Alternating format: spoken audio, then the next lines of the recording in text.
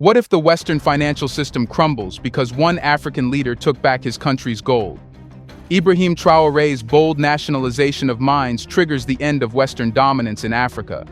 People are now asking if Traoré is the Gaddafi of our time, poised to revolutionize Africa's economy, while the West watches in fear.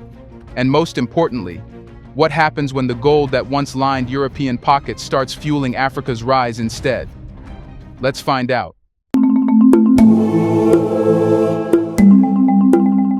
Burkina Faso's president Ibrahim Traoré has done what many thought was impossible. Like a modern-day Gaddafi, he has returned his country's most valuable assets, its gold mines, from foreign hands.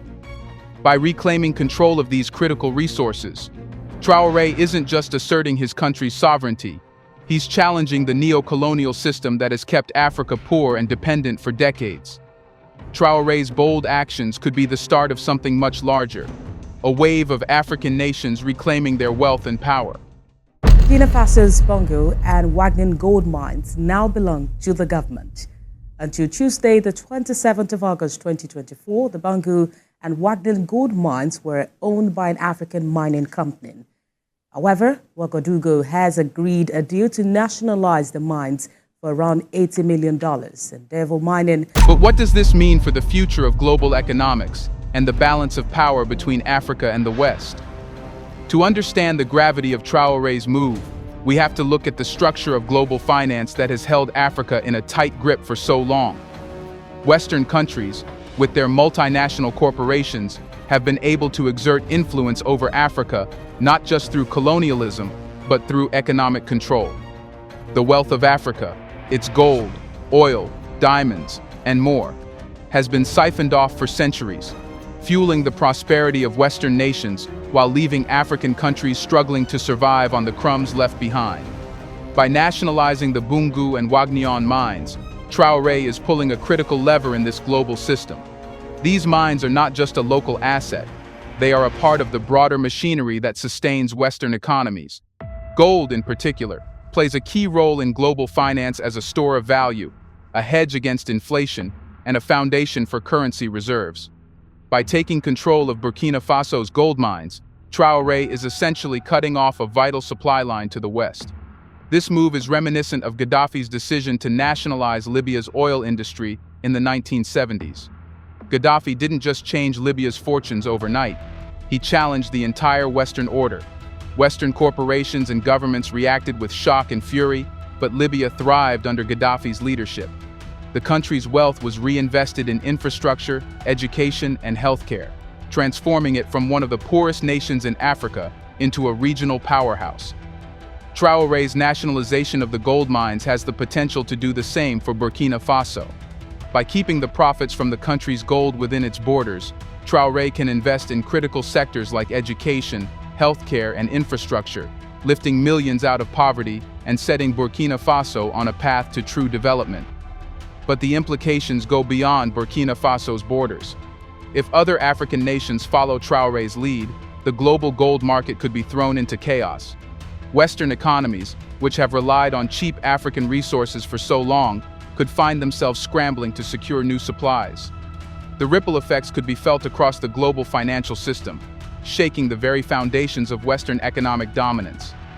From the Western perspective, Traoré's actions are a threat to global stability. Economists in Europe and the United States argue that the sudden nationalization of such a valuable asset could disrupt global markets and lead to increased volatility in gold prices. They warn that if other African nations follow suit, the West could face a supply crunch that would drive prices sky high, affecting everything from currency stability to international trade. But from the African perspective, this is about more than just economics. It's about sovereignty. It's about reclaiming control over resources that have been stolen for centuries. Traoré's actions are seen as a bold step toward ending the exploitation of Africa's wealth by foreign powers. For many Africans, this is a long overdue reckoning, a moment when Africa finally takes back what's rightfully theirs. As Traoré dismantles the foundations of Western economic control, the question remains: will other African nations be inspired to follow in his footsteps? Here's a reminder to please like and share the video, and subscribe to our channel to watch more videos on Black culture, history, civilization, and identity. Let's continue now. Could this be the moment that sparks a continent-wide uprising against Western exploitation? Traoré's actions have sent shockwaves across Africa. From Mali to Niger to South Africa, African leaders are watching closely to see what happens next.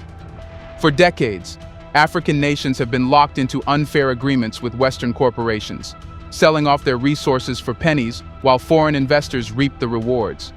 But Traoré's bold move has shown that it doesn't have to be this way. In recent years, there has been a growing movement across Africa to renegotiate the terms of resource extraction. In Niger, for example, the government recently raised the price of uranium from 0.8 euros to 200 euros per kilogram. This dramatic price hike sent a clear message to the West. Africa is no longer willing to sell its resources for a pittance. Other countries are following suit, renegotiating their contracts with foreign corporations to ensure that a greater share of the profits remains within their borders. This shift is about more than just economics. It's about power. For too long, African nations have been treated as pawns in a global game of resource extraction. Western powers have dictated the terms of trade, using their economic and political clout to ensure that Africa remains dependent on foreign aid and investment. But now, African leaders are beginning to push back. They are reclaiming control over their resources and asserting their sovereignty in a way that hasn't been seen since the days of independence. Western analysts often frame this movement as a threat to global stability, warning that the nationalization of resources could lead to economic chaos and political instability. But from an African perspective, this is about justice. For too long, Africa has been on the losing end of the global economic system. Traoré's actions are seen as a bold step toward reclaiming Africa's sovereignty and ensuring that its wealth is used to benefit its people, rather than being siphoned off by foreign corporations. As African nations continue to renegotiate their contracts with foreign corporations, the West is beginning to realize that its days of easy profits from Africa's resources may be coming to an end. But how will Western corporations and governments respond to this growing movement? Western corporations are scrambling to protect their investments in Africa. For decades, they have enjoyed lucrative contracts that allowed them to extract Africa's wealth with little oversight or accountability. But now, that model is being challenged. Traoré's nationalization of the Bungu and Wahnion mines has sent a clear message to the West. Africa is no longer for sale. The response from Western corporations has been swift and predictable. Companies like Endeavour Mining, which once controlled the Bungu mine, are threatening legal action, claiming that Burkina Faso's government violated international agreements by seizing their assets. Legal battles are brewing, with Western corporations preparing to take their cases to international arbitration to protect their investments. But the stakes are much higher than just a few mines. If other African nations follow Traoré's lead and begin nationalizing their resources, Western corporations could face billions of dollars in losses. This could lead to a broader economic crisis, as companies that rely on African resources are forced to pay higher prices or seek alternative sources of supply. Western governments are also reacting to this new reality with alarm. For decades, they have used their economic and political power to maintain control over Africa's resources. But now, that control is slipping away. Governments in Europe and the United States are scrambling to find ways to protect their interests in Africa, even as African leaders become more assertive in their demands for a fairer share of the wealth. One possible response is sanctions. Western governments could impose economic sanctions on African nations that nationalize their resources to pressure them into reversing their decisions. But sanctions are a double-edged sword. They could hurt the very corporations that rely on Africa's resources, driving up prices and creating supply shortages in the West. Another possibility is diplomatic pressure. Western governments could use their influence in international organizations like the World Bank and the International Monetary Fund to push for policies that favor Western corporations over African governments. But this approach has its limits. African nations are increasingly skeptical of the West's intentions, and they are less likely to be swayed by diplomatic pressure than they once were. As the West scrambles to respond to this new reality, African nations are beginning to explore new ways of managing their resources. Could this be the beginning of a new era of pan-Africanism? Pan-Africanism, The idea that African nations should unite to promote economic and political independence has been a dream for many African leaders since the days of independence. But in recent years, that dream has seemed increasingly distant, as African nations have been divided by borders, politics, and competing interests. But Traoré's actions have the potential to reignite the flame of pan-Africanism. By nationalizing Burkina Faso's gold mines, Traoré has shown that African nations can take control of their resources and chart their course. This is a powerful message to the rest of Africa. If Burkina Faso can do it, why not Mali? Why not Niger? Why not South Africa? A united Africa, working together to manage its resources, could become a global economic powerhouse. African nations control vast reserves of minerals, oil, and other resources that are critical to the global economy. If they were to unite and manage these resources collectively, they could exert enormous influence on global markets. This is the vision of Pan-Africanism, a united Africa that controls its destiny and is no longer beholden to foreign powers. The potential for a united Africa is enormous. Together, African nations could pool their resources and invest in infrastructure, education, and healthcare, lifting millions out of poverty and creating a new era of prosperity for the continent. They could negotiate better trade deals with the rest of the world, ensuring that African resources are used to benefit African people, rather than being siphoned off by foreign corporations. For many Africans, Pan-Africanism represents the future of the continent. It is a vision of unity and strength, where African nations work together to build a better future for their people. But from a Western perspective, Pan-Africanism is a threat to their economic interests. A united Africa, controlling its resources and setting its terms for trade, would be a powerful force on the global stage, challenging the dominance of Western corporations and governments. As African nations begin to explore the possibilities of Pan-Africanism, the West is preparing for a fight. But could this be the end of neocolonialism in Africa? Neocolonialism, the economic domination of Africa by Western powers through control over its resources, has been a persistent problem since the days of independence. But now, that system is being challenged in a way that hasn't been seen before. Traoré's nationalization of Burkina Faso's gold mines is just the latest example of African leaders pushing back against Western exploitation. But is this the beginning of the end for neocolonialism? Or will the West find new ways to maintain control over Africa's wealth? One possibility is that the West will adapt to this new reality by finding new ways to exploit Africa's resources. They could shift their focus from raw materials to other sectors, like technology or finance, where they can continue to exert influence. They could also use international organizations like the World Bank and the IMF to pressure African governments into signing new agreements that favor Western interests. But Africa is no longer willing to play by the West's rules. Leaders like Traoré are showing that it is possible to take control of their resources and build their future, without relying on foreign powers. This is a new era for Africa, one where the continent is no longer beholden to the West, but is charting its course. For many Africans, this is a moment of hope. The end of neocolonialism represents the beginning of a new era of economic independence and prosperity for the continent. But for the West, this is a moment of crisis. The loss of control over Africa's resources could have far-reaching consequences for the global economy, driving up prices and creating new challenges for Western corporations and governments. All this is happening because Traoré took the first step like Gaddafi did. But could Ibrahim Traoré face the same end as Gaddafi, as the West moves to protect its interests in Africa?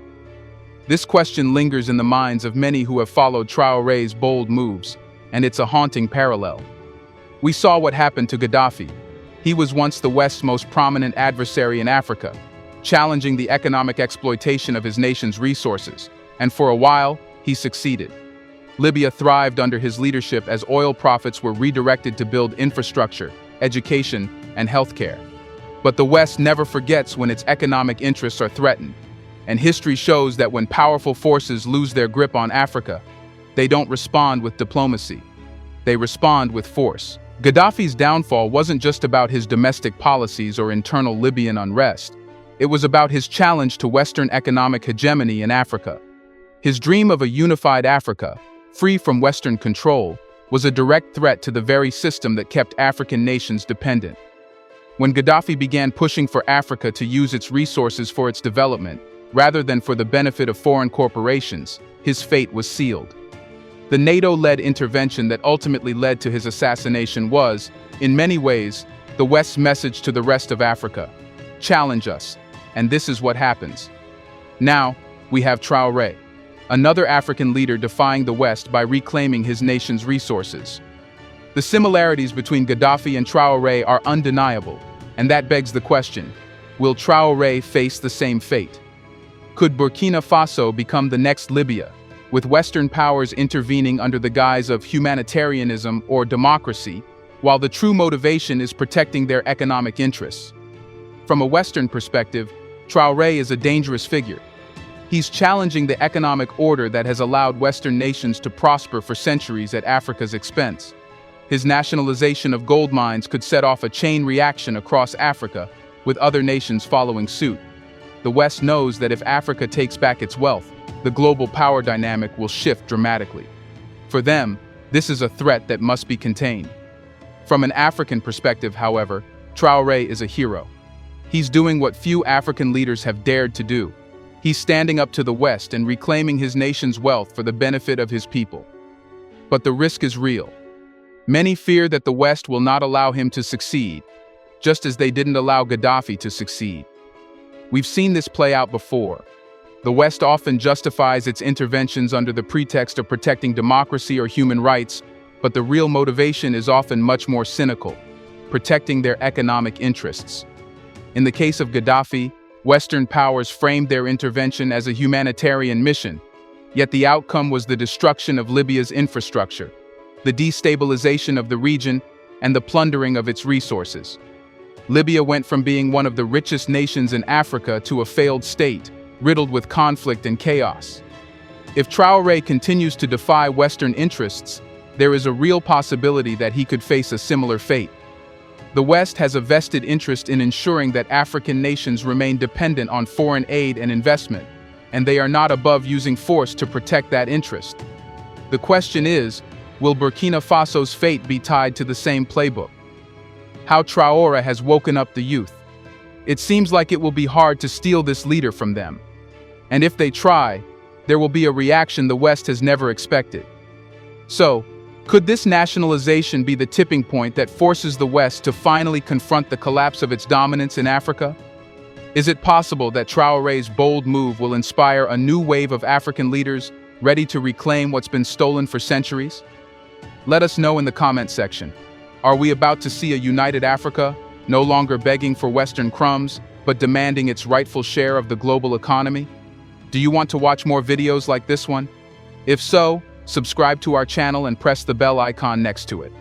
We have decided to bring videos on something nobody talks about: the Black culture, civilization, history, and evidence about how glorious Blacks have been.